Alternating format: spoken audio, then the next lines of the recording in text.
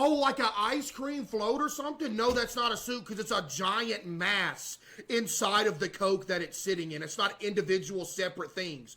When is the last time you had a soup and the entire covering of the soup was just one giant object? It wouldn't be a soup. It would be a giant thing and a sauce at that point. Okay? And I'm here to tell you one thing, chat. I'm here to tell you one thing right here, right now. There is absolutely nothing on this planet that y'all could ever say to change my mind on it. Matter of fact, hold up. Welcome to headquarters. This is where Riley's emotions work. From the world of Inside Out. There's a lot of memories that need some extra. Hey, Vsauce. Michael here. Oh, wow. Okay, here we go. Take a look at this. Simple enough, right? Yep. But watch what happens next. This dude's the GOAT, by the way. Just saying. Unless he tells me that it's not a soup, then I take that back.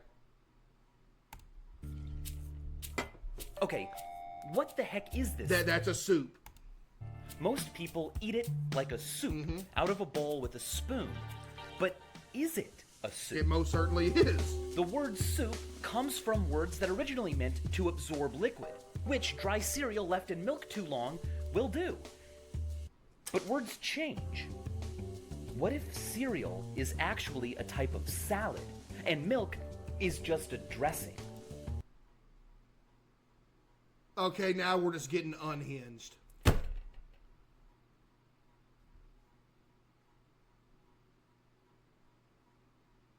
Okay, now it's just unhinged at this point. Or maybe dry cereal is the actual meal and milk is just a condiment or a coating. Adding milk to dry cereal might be like adding ketchup to French fries. It's not, but it's not though, because the whole thing is floating and sitting in the milk, which means it's a soup. Or icing a cake. Honestly, there is no real answer. Did he just take a dump mid-video, by the way? Answer is whatever we agree the answer should be. We make up the words and we make up the categories. If you ask me, cereal is soup. That's why you're the GOAT. That's why you're literally one of the best YouTubers of all time.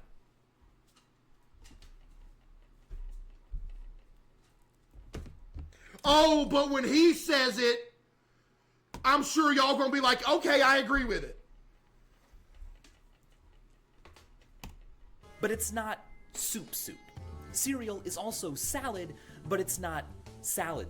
I disagree with what that. What I just did there is called reduplication. We do it all the time, but usually for... I want to run that back, though. I want to run that back. He said me personally. If you ask me... If you asked Vsauce if cereal was a soup, he would say yes. Cereal is soup, but it's not soup. Cereal is also salad, but it's not salad. What I just did there is called reduplication. We do it all the time, but usually for emphasis. For example, I like you, but I also like you. Wait, what? Tomorrow's Hold on event now. Is fancy, but it's not fancy. When I say soup or salad, I'm using reduplication in a way that is known as contrastive focus reduplication. I'm reduplicating a word to express... That's what I've been trying to tell these losers, man. Focus on prototypical types of that word, in contrast to fringe types. A Caesar or vegetable are more prototypical types of salad than, say, potato, taco, fruit, or a bowl of cereal with milk. The increasing progress of technology forces us to contrastively focus reduplicate more and more often. For example, now when talking about a book, you might need to clarify whether it is an e-book or a book, okay. The original physical paper type. The phrase paper book is a retronym, a modification to an old word. Something that y'all don't know what is. made necessary by the advent and popularization of something new. Before movies with sound came along, silent movies were just called movies.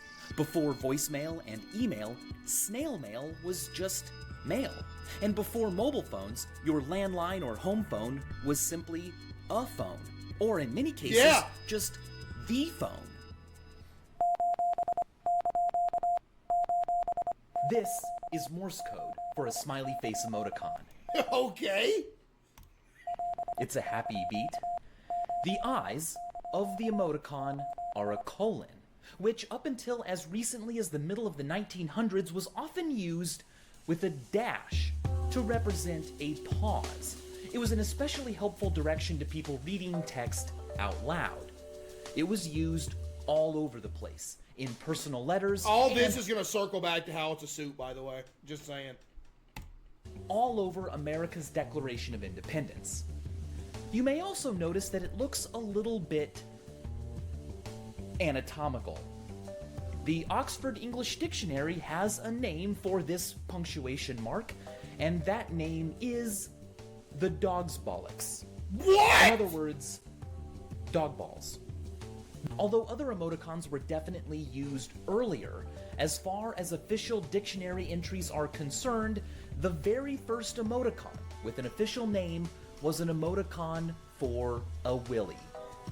This also means that What is America's going Declaration on? of Independence is, punctuation-wise, covered in dog wieners. 9 What is he to be talking exact. about? Now, what I'm about to do What happens is to the cereal? called drawing. When I am finished, what I have created is called Wait, here we go. drawing. Yeah, this took an unhinged turn real Shouldn't quick. it be called a drawn? A similar version of this problem is often attributed to Stephen Wright. Yo. Why are they called buildings if they are finished? Shouldn't That's they be literally a comment that I have said before. I have literally said that multiple times in my life. Why is it called a building if it's still being built? Because if it was a building, that would imply that they're still building it. So a done building should be called a built when you think about it. Think about it. called builts? What's really going on here is a phenomenon known as verbal nouns. A noun formed from a verb.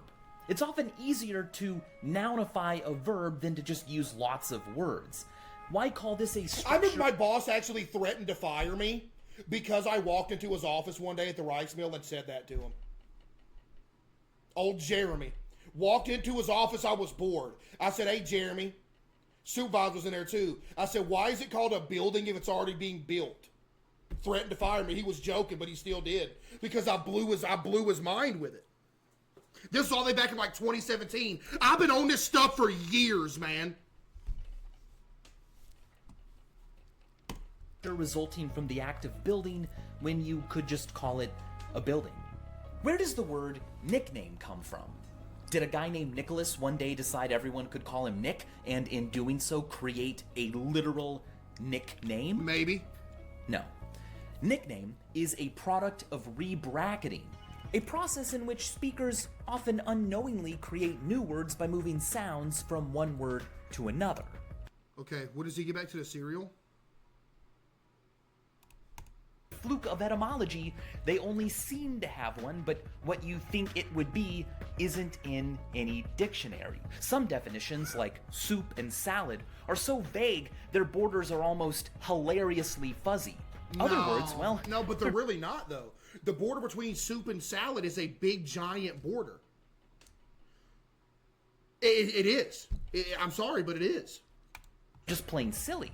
For example, the sun does not rise every morning. The earth actually just turns you toward it, but yet our word for that phenomenon is sunrise. Languages are full of expressions like that. George Steiner wrote colorfully about this, saying, "The accelerando of the sciences and of technology..." The fact that y'all are still here trying to argue this, it honestly blows my mind. Go take a look in the mirror, chat. Like, please. Beggared both the reach and veracity of natural language. In consequence, the commonplace relations of language to phenomenon, to our daily context, have become virtually infantile. They are a bric-a-brac of inert metaphors, of hoary fictions and handy falsifications. Which means cereal's a soup. From the perspective of the theoretical and exact sciences, we speak a kind of Neanderthal babble. Whether spoken or typed or tapped or felt or signaled, language may be inevitably full of idiomatic expressions and expressions that are incomplete. So and what are you saying? categories that are fuzzy. But hey, at least it's our fuzz, and at least fuzz is entertaining. It would be nice to just know everything and have I do.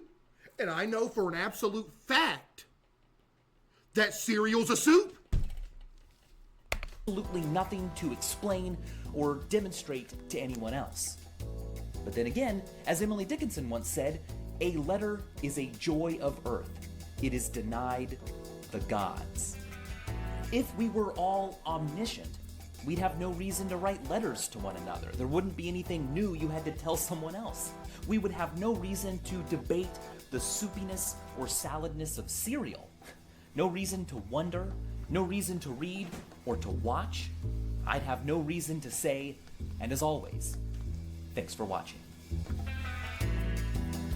The thing is, it's not even a debate. It's explaining the physical reality of the world to people who are just denying it, though. It'd be fun if it was like a debate, like, oh yeah, man, I think so-and-so is so-and-so, and then somebody debates back. But when it comes to denying that cereal's a soup, it's literally just, it's unbelievable. It's like denying that the earth is round. It's on the same level. Random Filipino culture. It is actually the same level of delusion. I will literally say that and I'll die on that hill. Thinking cereal is not a soup is equal to thinking the earth is flat. Strawberry cheesecake.